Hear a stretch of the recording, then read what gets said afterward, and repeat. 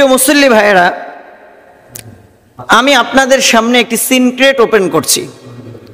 হয়তোবা এই ওপেনিংয়ের মাধ্যমে, ওপেনিংয়ের ব্যাপারে অনেকে আমার প্রতি রাগ হতে পারেন, অনেকে আমার প্রতি সন্তুষ্ট হতে পারেন। I don't care.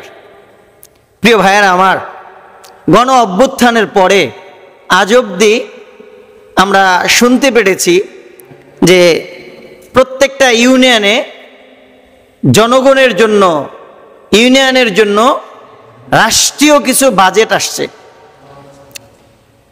বিভিন্ন প্রকল্পে বিভিন্ন ধরনের বাজেট আসছে। গণ অভ্যুত্থানের পরে আমরা জানি রাষ্ট্রের প্রতিটা জেলায়, প্রতিটা থানায়, প্রতিটা ইউনিয়নে অভিভাবক প্রতিনিধি প্রতিষ্ঠিত হয়েছে। সেই অভিভাবকরা আমাদের সেই জনগণের সম্পদকে চুরি করে খেয়েছে। তারা পুরাটাই প্যাডের ভিতরে ঢুকাইছে। হাদিসের মধ্যে আসছে যে জনগণের সম্পদ আত্মসাৎ করে খায়, সে পেটের ভিতরে কেমন যেন আগুনের গোল্লা ঢুকিয়ে দিল। প্রিয় ভাইয়েরা আমার, আপনারা শুনে অত্যন্ত আশ্চর্য হবেন। এই কিছুদিন আগে আমাদের আহমদপুর ইউনিয়নে যুবক ভাইয়েরা একটা সংবাদ সম্মেলন করেছে, একটা মানববন্ধন করেছে। সেই মানববন্ধনের একটা প্রতিবেদন আমি দেখেছি, আমার দৃষ্টিতে আসছে যে আহমদপুর ইউনিয়নের জন্য 34 লক্ষ টাকা বাজেট হয়েছে। 3টা প্রকল্পে 34 লক্ষ টাকা বাজেট হয়েছে। সেখানে সামান্য কিছু কাজ করে পুরো টাকাটা আমাদের অভিভাবকরা খেয়ে ফেলেছে। কত জঘন্য, কত নিকৃষ্ট, এরা কত ছোট লোক হলে এভাবে জনগণের রাষ্ট্রীয় সম্পদকে তারা আত্মসাৎ করতে পারে, ভাবছেন একটু? প্রিয় ভাইয়েরা আমার, যারা আমাদের অভিভাবক হয়েছেন, শুধু আহমদপুর ইউনিয়নে না, এভাবে প্রতিটা থানায়, প্রতিটা জেলায়, প্রতিটা ইউনিয়নে এভাবে চুরি হচ্ছে। আজকে আমাদের এই গণ অভ্যুত্থান কেন হয়েছিল? আপনারা কিভাবে অভিভাবক হইতে পারলেন? আপনারা তো আগে আমাদের অভিভাবক ছিলেন না, কিন্তু এখন আমাদের অভিভাবক আপনারা গণ অভ্যুত্থানের পরে হয়েছেন। অর্থাৎ আবু সাইদ, মুগ্ধ, হাজার হাজার মাদ্রাসার ছাত্র, স্কুল শিক্ষার্থীরা জীবন দিয়েছে, রক্ত দিয়েছে সমাজ থেকে বৈষম্য দূর করার জন্য, অন্যায়, অসত্য, অশ্লীলতাকে দূর করার জন্য।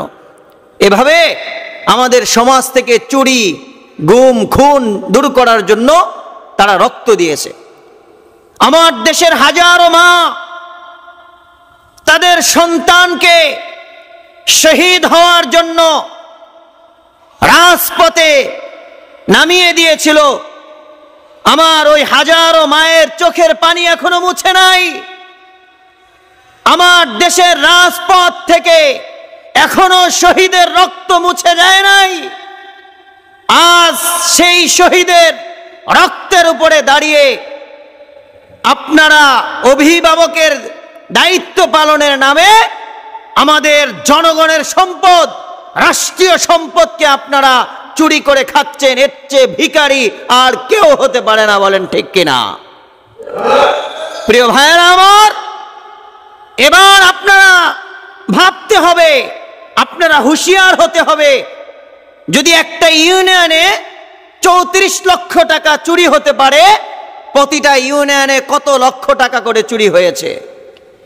এখন আমার একটা জিনিস বুঝে আসছে যে এই কয় মাসের মধ্যে যদি তারা এত লক্ষ টাকা চুরি করতে পারে, তাহলে ফ্যাসিস্ট আমলের চেয়ারম্যান কত টাকা, কত কোটি টাকা তারা চুরি করে খেয়েছে।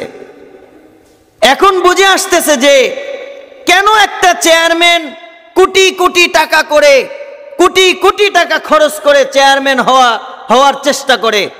বোঝা গেল, কোটি টাকা খরচ করে হলো চেয়ারম্যান হতে হবে, তার মানে এতে চুরির অনেক পথ পন্থা আছে।